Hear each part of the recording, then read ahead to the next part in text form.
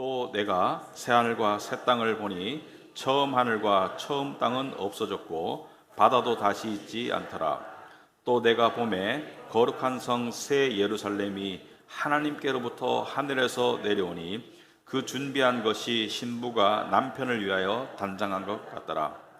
내가 들으니 보좌에서 큰 음성이 나서 이르되 하나님의 장막이 사람들과 함께 있음에 하나님이 그들과 함께 계시리니 그들은 하나님의 백성이 되고 하나님은 친히 그들과 함께 계셔서 모든 눈물을 그 눈에서 닦아주시니 다시는 사망이 없고 애통하는 것이나 곡하는 것이나 아픈 것이 다시 있지 아니하리니 처음 것들이 다 지나갔음이로라. 아멘. 앉히기 바랍니다. 우리 기도하겠습니다.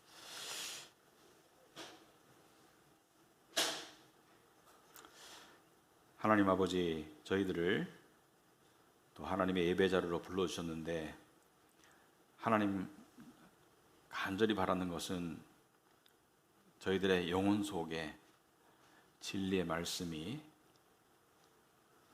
잘 스며들어서 저희들의 영혼이 하나님을 향한 믿음과 또 사랑과 소망 가운데 살아나기를 원합니다. 특별히 우리 그리스도인들이 가지고 있는 소망이 무엇인지 우리가 이 시간 다시 한번 생각하고 깨닫게 하옵시고, 우리가 어떠한 형편과 처지에 있든지 간에 한 믿음으로 한 소망을 가지고 한 곳을 바라볼 수 있도록 주님 도와주시옵소서.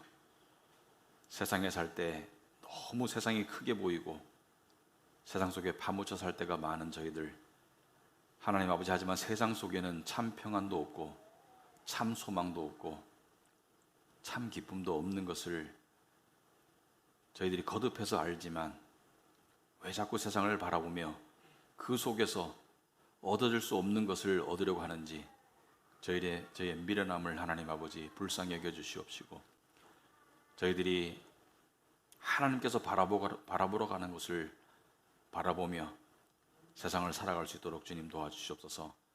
이 시간 말씀을 통해서 저희들에게 말씀하실 때 성령께서 저희들의 마음을 주관하여 주셔서 우리의 마음밭을 옥토로 만들어 주시고 이 말씀이 열매 맺어서 정말 하나님께 영광이 되고 저희들에게 정말 큰 덕이 되는 그러한 시간 될 수 있도록 주님 도와주시옵소서. 예수님 이름으로 기도합나이다. 아멘. 우리가 이 세상 이 모든 것의 이치가 이 세상에 절정기 또는 꽃다운 시기라는 게 있습니다. 여러분, 이 일반적으로 우리 인생의 이 꽃다운 시기, 절정기는 언제일까? 사람마다 좀 다르겠지만 일반적으로 생각할 때 가장 건강하고 왕성하고 활동적일 때를 절정기라고 생각하는 것 같고, 꽃다운 시기다 이렇게 생각합니다. 꽃다운 나이에 갔다 이런 말이 있죠, 그죠? 그 꽃다운 나이라는 것은 주로 20, 30대, 40대 굉장히 왕성하고 절정기일 때를 이야기한다. 근데 또 식물도 그렇죠, 그죠? 식물도 보면은 씨앗을 심어서 이 자라고 그 다음에 꽃과 열매를 피는 그 꽃다운 시기가 있죠. 꽃과 열매를 피는 이 결실의 시기가 있고, 그 다음에 식물도 이제 이렇게 이 쇠퇴하고 또 죽죠. 이 절정기라는 게 있습니다. 꽃다운 시기라는 게 대부분 보면은 그 생존의 중간쯤이나 또는 중후반쯤에 이 절정기, 황금기가 꽃다운 시기가 오는데, 근데 기독교를 믿으며 우리가 기독교인으로 살면서 복음을 믿으면서 우리가 그와 비슷한 꽃다운 시기를 꿈꿀 때가 많은 것 같아요. 우리 신앙생활의 꽃, 인생의 꽃. 근데 이 기독교의 이 절정기, 기독교의 꽃은 중간에 오지 않습니다. 여러분 생각해 보시면은 마지막에 와요. 그죠? 마지막에 오고 그리고 지질 않고 영원하죠. 그러니까 기독교의 절정기와 기독교의 꽃은 마지막에 피죠. 그래서 오늘 저는 이러한 제목으로 좀 살펴보려고 하는데, 복음의 꽃을 기다리는, 그죠? 복음의 절정을 기다리는 눈물의 믿음이다. 왜 눈물의 믿음인가? 한번 우리가 생각해 보자. 왜 눈물의 믿음인가? 여러분, 이 성경을 보면 이 역사의 흐름대로 이렇게 쭉 되어 있죠. 창세기에 보면 하나님의 창조가 있고, 그 다음에 마지막 책이 요한계시록이죠. 근데 마지막 책에 보면 기독교의 꽃에 관한 이야기가 나옵니다. 기독교의 절정, 기독교 믿음의 이 절정과 열매, 꽃에 관한 이야기가 계시록 마지막 21장, 22장에 나와요. 20장에서는 지옥의 심판이 있고, 그다음에 21장, 22장에 무엇이 나오죠? 기독교의 절정인 꽃인 열매인 천국에 관한 이야기가 나오죠. 천국에 관한 이야기가 나옵니다. 천국이 얼마나 아름다운지 이 세상의 언어로 표현할 수 없지만 환상을 보았던 이 사도 요한이 인간의 언어로 표현할 수 있는, 그러니까 보석과 같고 뭐 수정과 같고 여러 가지 묘사를 통해서 천국을 묘사하고 있는데, 그게 기독교의 꽃이고 절정이고 그리고 시들어지지 않는 영원한 꽃이다, 영원한 열매다, 이런 얘기를 하고 있죠. 그래서 그 엄청난 그 천국의 모습을 환상 가운데 미리 보았던 사도 요한이 성경의 마지막 고백이 뭐죠? 성경의 마지막 부분에 마지막 기도와 고백이 뭐죠? 아멘 주 예수여 오시옵소서, 이렇게 끝나죠. 성경은 아멘 주 예수여 오시옵소서, 이렇게 끝나죠. 이게 그 속에는 이 모든 성도를 대표한, 모든 참 신앙의 성도를 대표한 사도 요한의 고백이 담긴 것이죠. 아멘. 아멘은 뭐죠? 그대로 될 줄 믿습니다. 주 예수여 오시옵소서. 왜냐? 예수님이 오셨을 때 우리의 삶은 꽃을 피죠. 우리의 기독교 신앙의 열매가 맺히는 것이고, 그 열매는 영원한 것이고, 그리고 너무 아름답고 너무 놀라운 열매가 맺히게 되겠죠. 그래서 어서 오기를 기다리는 것이, 그게 소망이라고 부릅니다. 기독교의 믿음이고 소망인 것이죠. 그래서 우리 기독교의 소망은 사실은 이 세상에서 이루어지지 않습니다. 이 세상을 넘어서야지 이루어지는 것이 우리의 소망이다. 자, 이런 맥락을 가지고 오늘 말씀을 보도록 하겠습니다. 자, 1절부터 보시면은 또 내가, 사도 요한이죠, 새 하늘과 새 땅을 보니 처음 하늘과 처음 땅이 없어졌다, 이렇게 말합니다. 새 하늘과 새 땅을 본다. 자, 처음 하늘과 처음 땅은 창세기의 창조에서 만들어진, 그러니까 무에서 만들어진 세상이죠. 아무것도 없는 것에서 하나님께서는 세상을 만드셨어요. 그래서 이 무에서 창조되었다. 좀 유식한 말로 엑스 니힐로 그러죠. 니힐로, 아무것도 없는 곳으로부터 세상이 만들어졌다, 이렇게 말합니다. 그런데 이 천국의 새 하늘과 새 땅은 원래 있던 새 하늘과 새 땅이 획기적으로 변한 모습을 말하는 거예요. 그래서 천국은 없던 곳에서 만들어진 것이 아니라 원래 있던 것들이 획기적으로 변하는 것이다. 천국에서는 우리가 처음 창조되었을 때는 우리가 없는 곳에서 만들었지만은, 우리가 천국에서 부활의 몸을 가질 때는 있던 것이 획기적으로 변하는 것이죠. 여기서 말하는 새 하늘과 새 땅은 단지 하늘과 땅만을 이야기하는 것이 아니라 은유적으로 제일 밑에 있는 땅과 제일 높이 있는 하늘 사이의 모든 피조물을 포함하는 것이죠. 동물, 식물, 인간, 모든 세상, 모든 피조물을 포함하는 것이죠. 이거 모든 것이 새롭게 된다는 것이죠. 예를 들어서 인간의 몸을 따지자면 우리는 지금 병들 수 있고 죽을 수 있고 아플 수 있고, 그리고 감정적으로도 다칠 수 있고 슬플 수 있고 고통스러울 수 있고, 그리고 죄악을 가지고 있는 이 부패한 몸인데, 이것이 신령한 몸, 썩지 아니할 몸, 새로운 몸, 고통을 느낄 수 없는 몸, 죽지 않는 몸, 영생하는 몸, 이러한 새로운 모습으로 변한다는 것을 이야기합니다. 모든 것이 새롭게 된다. 천국은 모든 것이 새로워지는 곳이다. 그리고 바다가 있지 않다고 말하고 있어요. 바다도 다시 있지 않다. 바다가. 천국에 물이 없는가? 천국에 물은 있습니다. 여러분, 이 계시록 22장 1절에 보시면 이런 말씀이 있죠. 또 그가 수정같이 맑은 생명수의 강을 내게 보이니, 자, 하나님과 어린 양의 보좌로부터 이 생명수의 강이 흘러요. 그러니까 물은 있어요. 그런데 왜 바다가 없다고 말하느냐? 바다는 성경에서 혼탁함과 죄악을 상징합니다. 바다는 나쁜 곳이에요. 그래서 예를 들어서 사탄이 바다에 숨어 있다가 나타나는 모습이 나오죠. 요한계시록 13장 1절에 보시면은 또 내가 보니 바다에서 한 짐승이 나오는데,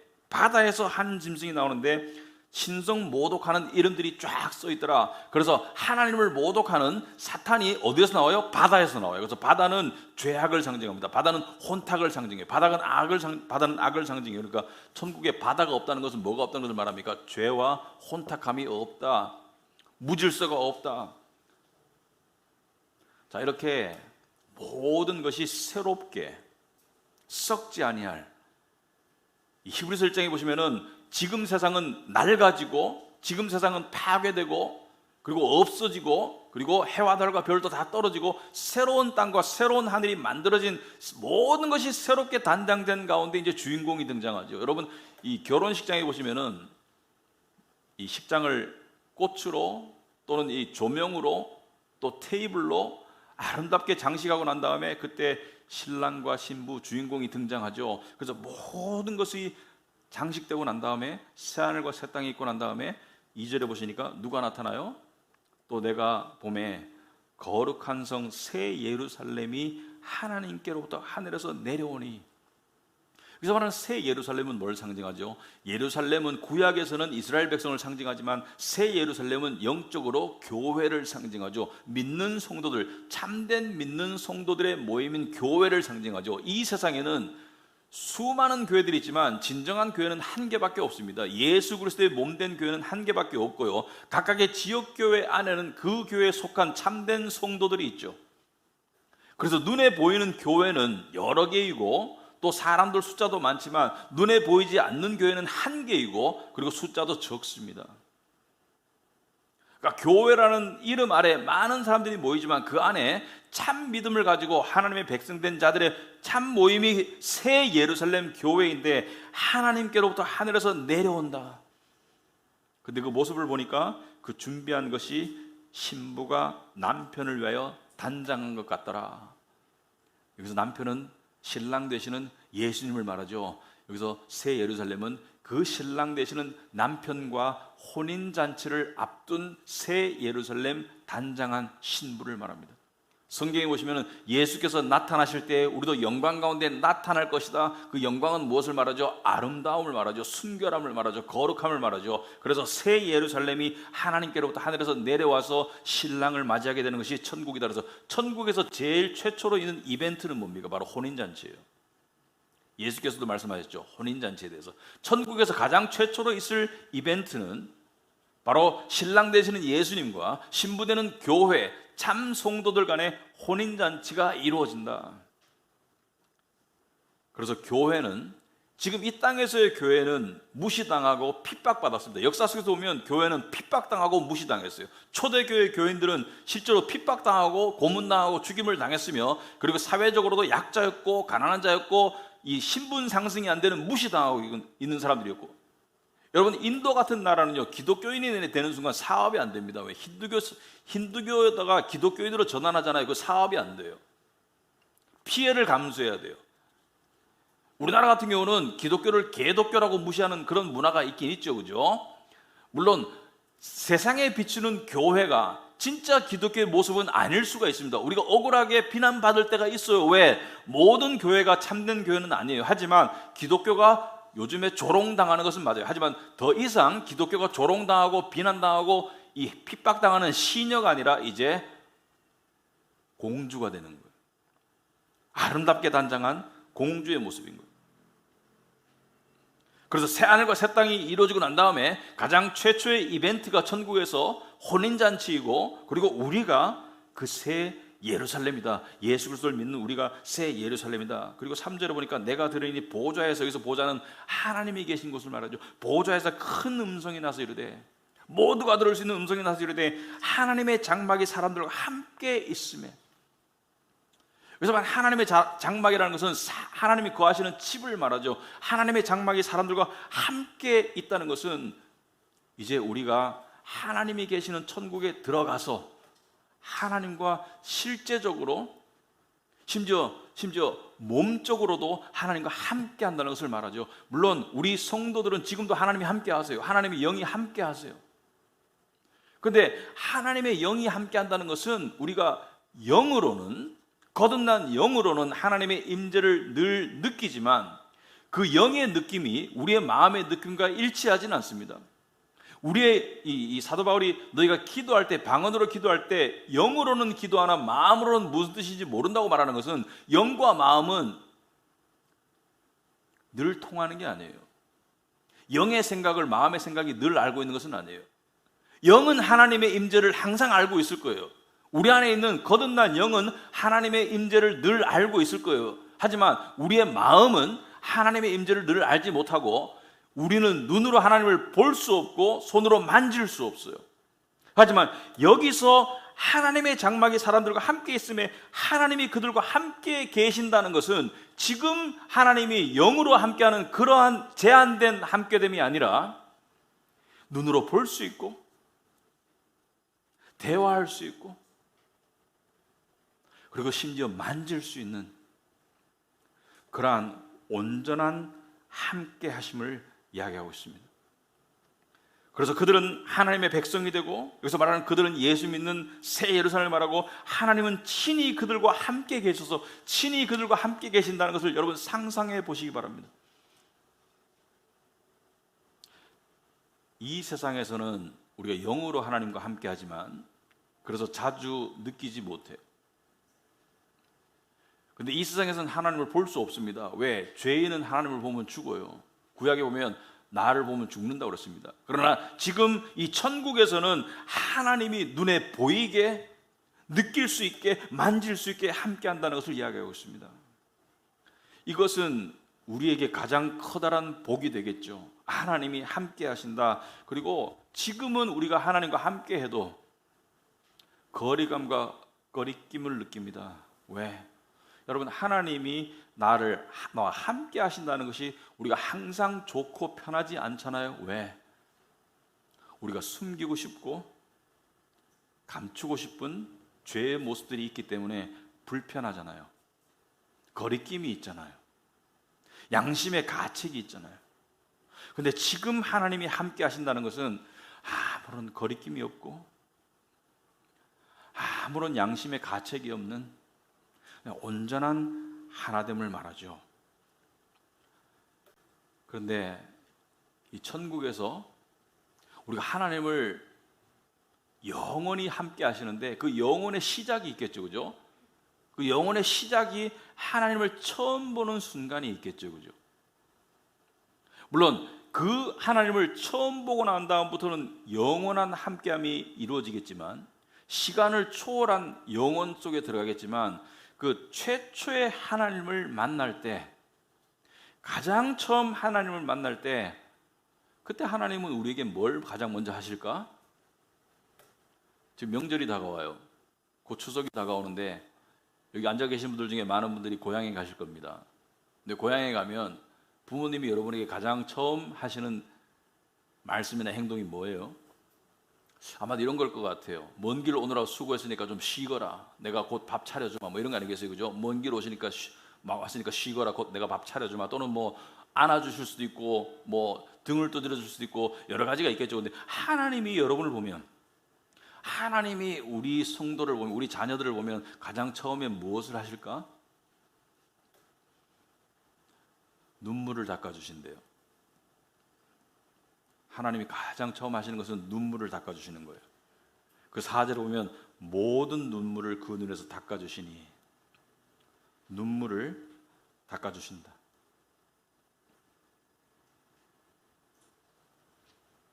여러분, 이 눈물은 어떤 종류의 눈물일까요? 무슨 눈물일까요? 하나님을 만난 기쁨과 감격의 눈물일까요? 아닙니다. 하나님을 만난 기쁨과 감격의 눈물이 아니에요. 근본적으로 이 눈물은 무슨 눈물을 말합니까? 이 눈물은 이 세상에서 우리가 고통과 슬픔 가운데 살면서 흘린 모든 눈물을 닦아주신다는 거예요. 이 세상에서 흘리는 눈물을 닦아주신다. 왜냐하면 문맥 전체를 읽어오면 모든 눈물을 그 눈에서 닦아주시니 다시는 사망이 없고, 여러분, 이 세상에서 사람이 흘리는 눈물 가운데 가장 애통하고 가장 슬픈 눈물 중에 하나는 사랑하는 사람이 죽었을 때, 사랑하는 가족이 죽었을 때, 사랑하는 교회 지체가 죽었을 때, 사랑하는 친구가 죽었을 때, 그때 나는 슬픔의 눈물이 굉장히 애통스러운 눈물이 되겠죠. 다시는 사망이 없고 애통하는 것이나 곡하는 것이나 다 죽음과 관계된 거예요. 아픈 것이 있지 아니하리니 아픔의 눈물을 이야기합니다. 여기서 아픔의 눈물은 몸이 아파서 흘리는 눈물도 있지만 마음이 아파서 흘리는 모든 눈물을 다 닦아주실 것이다. 그리고 처음 것들이 다 지나갔다. 여기서 말하는 처음 것들이 다 지나갔다는 것을 무엇을 말합니까? 고통의 세상, 슬픔의 세상, 애통의 세상, 아픔의 세상이 다 지나갔다는 것을 이야기하죠. 저는 오늘 이 4절에 좀 포커스를 맞추고 싶습니다. 모든 눈물을 닦아주실 것이니 이 세상의 것이 다 지나갔다. 여러분, 저는 이 4절을 보면서 우리가 하나 궁금한 것에 대한 해답을 얻었다고 생각합니다. 여러분, 우리는 살면서 하나님을 향한 의심과 원망의 마음이 들 때가 있습니다. 어떤 때 그러냐면 이럴 때 들어요. 내가 어떤 것을 대단히 원하거나 어떤 것을 대단히 피하고 싶어, 이 상황을 대단히 벗어나고 싶거나 이 상황이 되기를 간절히 바라는데 내가 믿는 하나님은 전능하신 하나님이고, 그죠? 모든 것을 할 수 있잖아요, 그죠? 모든 것을 할 수 있고 또 나를 사랑하신다면 왜 안 해주시나? 모든 것을 해결할 수 있는 능력이 있는데, 그리고 나를 사랑하신다는데 내가 그토록 간절히 원하는 것을 안 해주신다는 것은 하나님이 전능하시다면 나를 안 사랑하시거나, 하나님 나를 사랑하신다면 전능하지 않거나, 둘 중에 하나라는 생각밖에 안 들 때가 있습니다. 나를 사랑하시고 전능하신데 왜 안 해주시나? 그 답을 다 알 수는 없지만 오늘 본문에 비춰봤을 때 뭐예요? 어떤 고통과 슬픔은 우리 영혼 속에 상처를 내어서 눈물이 고이도록 만드는 데 쓰임받는 고통과 슬픔이고, 그 눈물들은 하나님을 만나는 준비의 눈물이에요. 그래서 우리가 그토록 원하는 우리의 이 세상에서 우리가 그토록 원하는 소망이 안 이루어질 때가 있습니다. 믿는 자가 믿는 자식을 뒀는데 그 자식이 죽을 병에 걸렸는데 그 고통과 슬픔 가운데 하나님께 간절히 기도했는데 그냥 자식의 생명을 하나님께서 데려갈 때도 있어요. 그럴 때도 있더라고요. 여러분, 몸에 상처가 나면 피가 납니다. 근데 영혼에 상처가 나면 눈물이 나요. 눈에서 나는 모든 눈에서 나는 모든 물을 여기서 말하는 눈물이 아니에요. 그래서 분에서 나는 눈물 또는 무슨 자기 연면에서 나는 눈물, 그런 걸 말하는 게 아니고요. 영혼에서 나오는 눈물을 말해요. 그래서 하나님께서는 때로는 우리의 고통과, 때로는 우리의 슬픔과, 때로는 우리의 억울함에 대해서 침묵으로 응답하실 때가 있습니다. 왜 침묵하시는지 우리가 다 몰라요. 근데 한 가지 분명한 것은 우리 안에 눈물이 흐르도록 만드실 때가 있어요.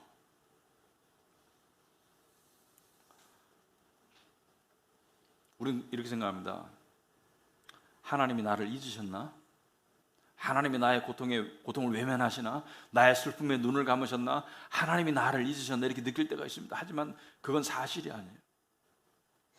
제가 몇 년 전에 어떤 여자분이 아주 어렸을 때 시장에 갔다가 길을 잃어가지고 이 실종자가 되어가지고 고아원에 갔다가 그리고 입양돼서 미국으로 갔어요.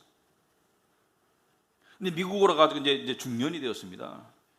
그런데 이제 요즘에 시스템이 발달해가지고 이렇게 추적해가지고죠, 어느 고아원에서 왔고 이렇게 추적해가지고 생부모를, 생가족을 찾을 수 있는 길이 있어가지고 찾았는데, 근데 이제 찾고 난 다음에 이제 화상으로, 이제 한국에 오기 전에 화상으로 먼저 대화를 하죠. 중간에 이제 통역도 있겠죠. 화상으로 대화를 하는데 이 여자분이 부모를 보면서 눈물을 막 흘리면서 서럽게 울면서 하는 말이, 왜 나를 안 찾으셨어요?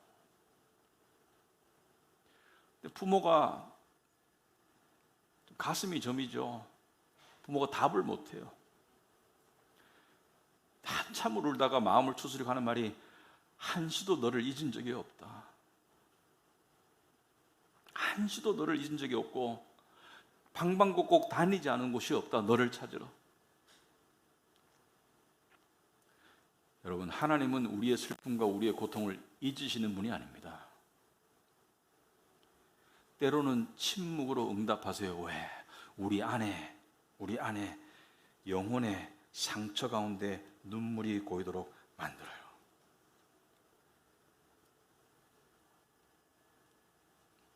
어떤 때 우리 영혼에 눈물이 나나? 제가 아까도 말씀드린 눈에서 나오는 모든 눈물을 말하는 게 아니에요. 여러분, 영혼의 눈물이 나올 수 없는 상황들이 있습니다. 첫째는 모든 것이 잘 될 때, 내 인생이 잘 풀리고 내가 원하는 것들이 이루어지고 성공하고 내가 원하는 갈망들이 실현되고 모든 것이 잘 될 때 눈물이 나오지 않습니다. 하나님께 감사할 수 있겠죠, 그죠? 하지만 눈물은 나오지 않습니다. 두 번째, 죄 가운데 있을 때 눈물이 안 나옵니다.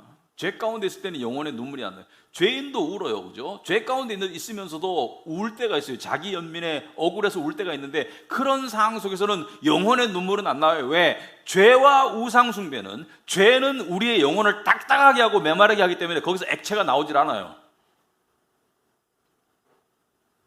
우리의 영혼에서 눈물이 나오려면 그 안에 액체가, 수분이 있어야 돼요. 죄는 우리의 영혼을 마르게 하고 딱딱하기 때문에 거기는 아무리 갈라도 눈물이 안 나와요. 깨질 뿐이지. 그럼 언제 눈물이 나오나? 물론 아까도 말했듯이 사랑하는 사람이 죽거나 또는 중병에 걸려서 죽어가는 모습을 볼 때 영혼의 눈물이 나오겠죠. 근데 그런 일은 잘 일어나지 않아요. 근데 일반적으로 어떤 때 우리의 영혼에 눈물이 고이나? 여러분이 어떤 섬김이나 베품이나 또 열심이나 사랑, 그런 것을 했을 때 사람들이 여러분에게 감사해요. 그럼 눈물은 안 납니다. 기분은 좋죠. 아, 내 수고를 알아주는구나, 내 섬김을 알아주는구나, 내 사랑을 알아주는구나, 고마워요, 감사해요. 예를 들어서 만약에 제가 목사로 섬기는데 여러분이 와가지고 목사님 감사해요, 그럼 눈물이 왜 나겠어요, 제가? 또 어떤 때 눈물이 나요? 섬김이나 수고나 거기에 대해서 감사가 아니고 비판과 비난이나 부당함이 주어질 때, 그때 조심해야 됩니다. 그때 화를 내거나 그때 상대를 함께 비난하면 눈물 안 나요.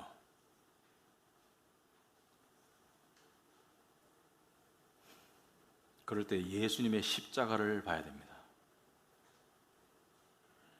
무슨 말이냐면, 여러분,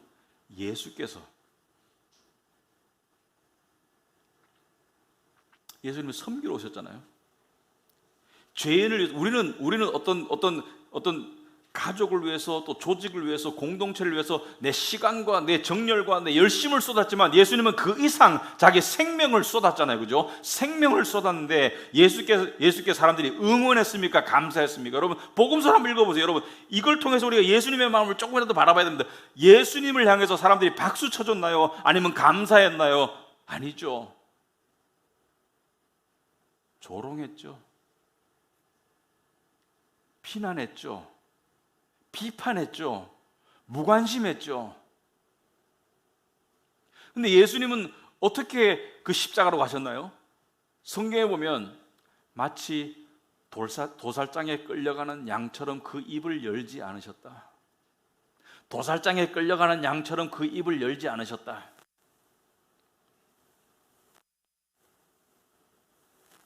그 억울함, 그 부당함, 그 수치 속에서 입을 열지 아니하시고 도살장에 끌려가는 예수님의 겉모습에서는 우리가 특별한 징후를 보지 못하지만 그분의 영혼 속에 많은 눈물이 흘렀습니다.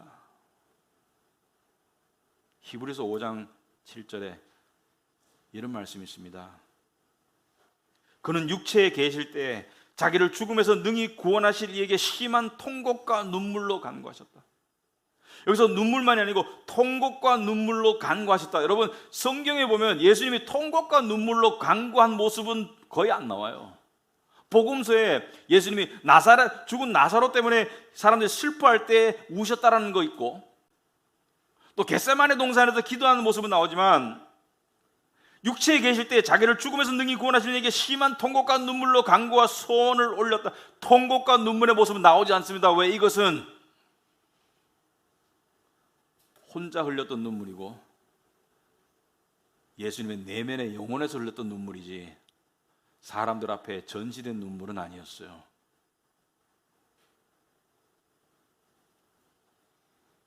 저는 이 설교를 준비하면서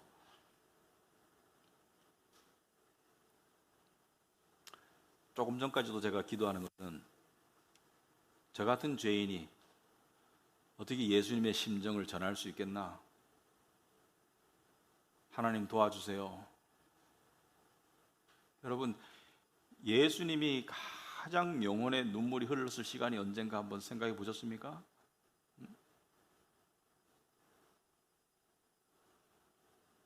부당하게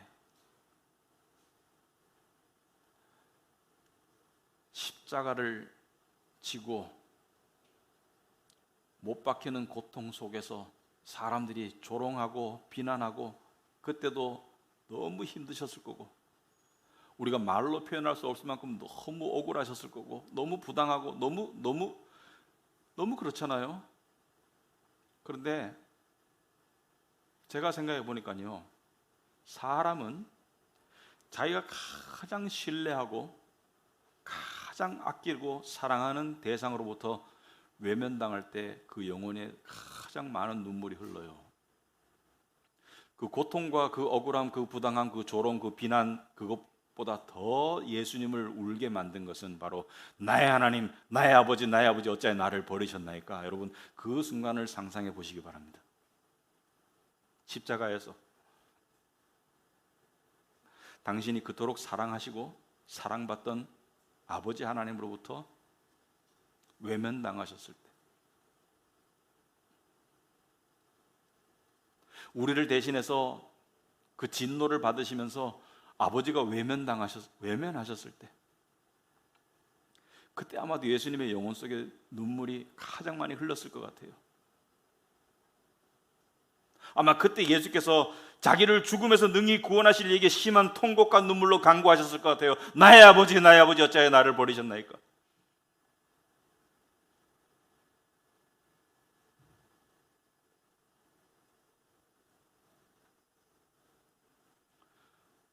우리도 부당함을 느낄 때가 있습니다. 억울할 때가 있고요. 우리도 내가 그토록 아끼고 내가 그토록 마음 쏟았던 누군가로부터 등돌림을 당할 때가 있을 겁니다. 그럴 때 우리 안에 눈물이 고이겠죠. 그럴 때 하나님께서 즉각적으로 해결 안 해줄 수 있습니다. 왜? 그때 네가 잠잠고 십자가를 바라보기 바란다. 우리의 모든 고통과 슬픔은 십자가로 연결될 때 진정한 눈물이 나는 거예요. 우리의 모든 억울함과 부당함이 십자가로 연결될 때 진정한 우리의 영혼의 눈물이 나는 거예요. 그런데 우리가 흘려야 될 눈물이 또 하나 있습니다.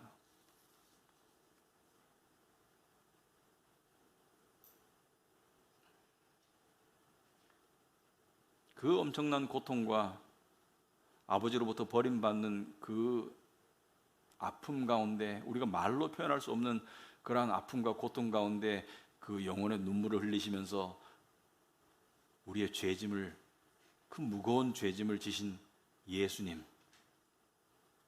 그 사랑. 그런데 우리는 어떻게 살고 있나요?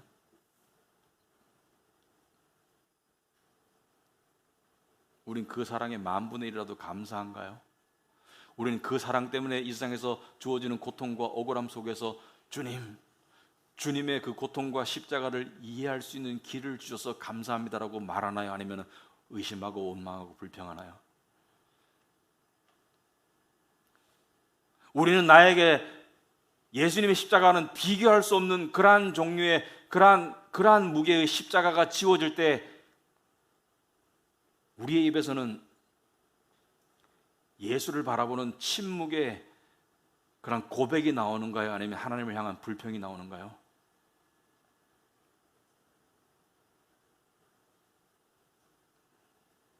여러분이 예수님이라면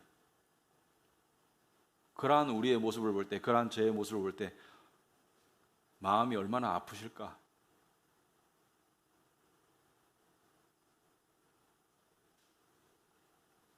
나는 너희를 위해서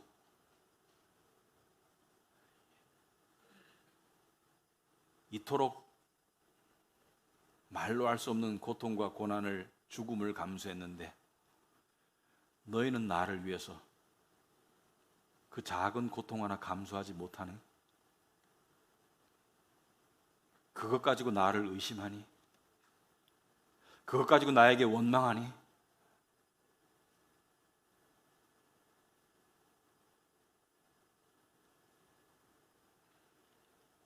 여러분, 이 땅에서의 고통과 슬픔과 부당함과 억울함은 우리가 십자가를 바라보게 하는 통로입니다. 그것 없이 절대로 십자가를 볼 수 없습니다. 내가 아무리 성경적인 지식을 많이 알고 올바른 소리를 다 한다고 치더라도 그 영혼에 눈물이 흐르는 것을 거부하고 있으면 아무 소용없습니다. 내가 천사의 말을 할지라도, 내가 사람의 방언과 천사의 말을 할지라도 그 안에 사랑이 없으면 아무 소용이 없습니다.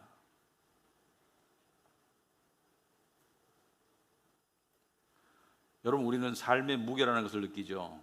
책임이라는 것을 느끼고 그 속에서 눈물이 날 때가 있고 그 속에서 힘들 때가 있어요. 특히 여러분, 자녀들 키워보시면 이 양육의 과정에서, 그죠? 아이가 태어나면 이 아이가 태어나자마자 느끼는 그 무게가 있죠. 이 양육의 무게. 근데 그 무게가 커갈수록 점점 무거워집니다. 정신적인 것에서 육체적인 것에서 정신적으로 발전하면서 점점 무거워져요. 근데 부모는 눈을 감을 때까지 그 무게에서 벗어나지 못하는 게 부모의 심정이에요. 근데 한 자녀, 두 자녀 가지고도 그렇게 무거운데 그 무게를 왜 느끼나? 사랑하기 때문에 느끼는 거예요. 사랑하는 만큼 무거운 거예요. 그죠? 사랑하는 만큼. 그런데 예수님께서는 우리 모두의 죄를 담당하셨잖아요. 그 무게를 한번 생각해 보시기 바랍니다. 한둘이 아니에요. 그것도 그냥 일반적인 문제가 아니고 죄의 그 모든 짐을 다 어깨에 짊어진 그 무게가 얼마나 무거울까? 얼마나 무거우셨을까? 얼마나 힘드셨을까?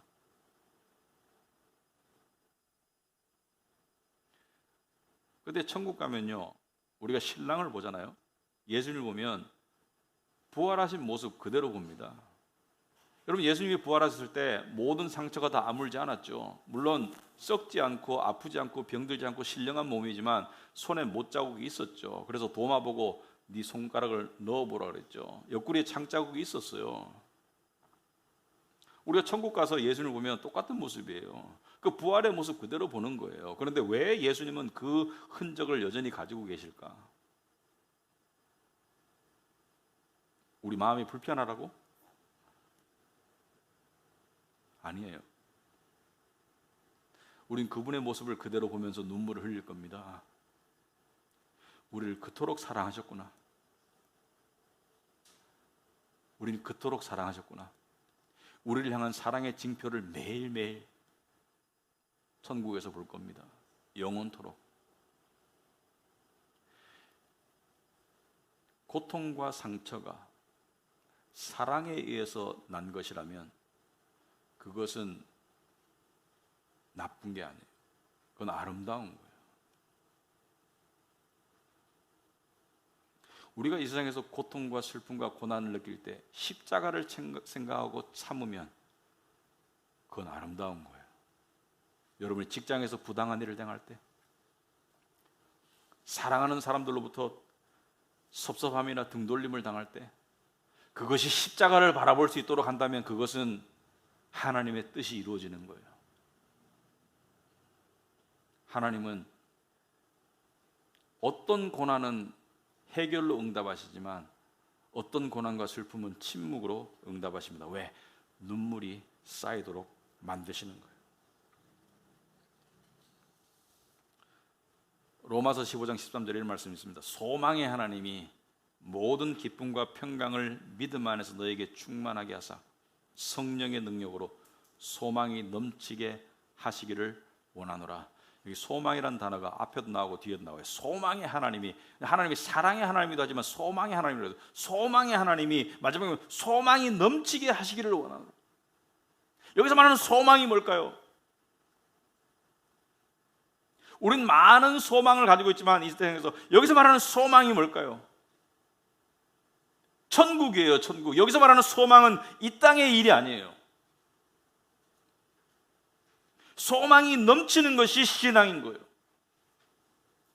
그런데 이 세상의 소망과 갈망이 천국의 소망보다 훨씬 월등히 높아서 그걸 우상숭배라는 거예요. 이 세상의 소망도 있을 수 있습니다. 하지만 이 세상의 소망이, 이 세상의 갈망이 너무 넘치고 차서 천국의 소망이 가리워지거나 천국의 소망이 자라지 않는 상태를 불신앙이라고 합니다. 그래서 우리에게 고통이 필요한 거예요. 그래서 우리가 실망이 필요한 거예요. 그래서 우리가 이 땅에서의 억울함과 부당함이 필요한 거예요. 왜? 이 땅에서의 성공과 잘됨은 천국의 소망을 향한 길로 인도하지 않아요. 이 땅에서 고통과 슬픔과 고난이 우리로 하여금 천국에 가는 소망을 가지게 하고, 그리고 천국을 바라보게 하고, 그리고 아멘 주여 어서 오시옵소서라는 고백이 우리의 고백이 되는 거예요. 이 땅에서 모든 것이 잘 되는데 주 예수여 어서 오시옵소서? 속으로 이렇게 말하겠죠. 좀 늦게 오세요. 여기 너무 좋아요.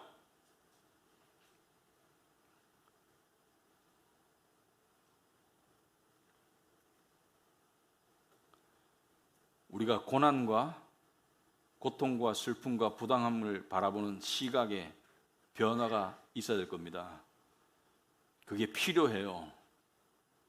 그거 없이 천국의 소망으로 자라가지 않습니다. 그리고 참 감사한 것은 이 땅에서의 소망은 시간이 간다고 해결되지 않습니다. 시간이 갈까봐 또 두려워요. 왜? 시간이 가서 실패로 판명날까봐 두려워요. 하지만 모든 예수를 믿는 참 그리스도인에게 시간은 우리 편이에요. 천국이 이루어지는 시간은 우리 편이에요. 왜? 시간이 지나면 반드시 예수님은 오십니다. 시간이 지나면 반드시 천국은 이루어집니다. 시간이 지나면 반드시 하나님께서 우리에게 주신 소망은 이루어집니다. 이게 우리가 믿는 믿음이에요. 그래서 모든 것을 이 세상의 고통이나 슬픔이나 부당함이나 심지어 노화나 병듦이나 아픔이나 이별이나 슬픔이나 모든 것들을 이 소망을 바라보는 그런 재료들로 승화할 줄 아는 그런 신앙으로 나가야 되겠습니다. 그래서 여러분에게 하나님이 고통을 허락하실 겁니다. 슬픔을 허락하실 거고요. 부당함이 있을 거예요. 하지만 하나님이 여러분을 미워서 그런 거 전혀 아니에요. 이 땅에 정떼기 하라는 거예요. 천국의 소망을 두라는 거예요. 그 하나님의 선하신 뜻을 우리가 알고 우리에게 주어진 십자가를 지고 예수님을 따라가는 여러분과 제가 되기를 축원합니다. 기도하겠습니다. 아버지 하나님, 저희들의 미련하고 얄팍한 신앙을 고백합니다. 하나님 아버지, 저희들이 특히나 하나님을 생각하고 고통과 슬픔과 부당함과 억울함을 참을 때 그때 우리 영혼에 눈물이 흘러내리고 고인다는 것을 기억하게 하옵시고, 그 눈물을 하나님 앞에 쏟는 그 시간을, 쏟아낼 시간을 우리가 기다리게 하옵소서. 너무 잘 돼서, 너무 자만해서, 또 죄악 가운데 있어서 우리 영혼이 너무 메말라서 눈물이 고이지 않는 그러한 미련한 삶에서 벗어나게 하옵시고, 고통과 슬픔과 부당함과 억울함과 그런 속에서 우리 주 예수 그리스도를 바라보게 하옵소서. 우리가 말로 할 수 없는 그 부당함, 그 고통, 그리고 아버지께로부터 버림받으신 그 주님의 슬픔을 우리가 조금이나마 헤아릴 수 있도록 주님 도와주시옵시고, 그분께 감사하고 또 어떠한 상황 속에서도 감사할 수 있도록 주님 도와주시옵소서. 예수님 이름으로 기도합나이다. 아멘.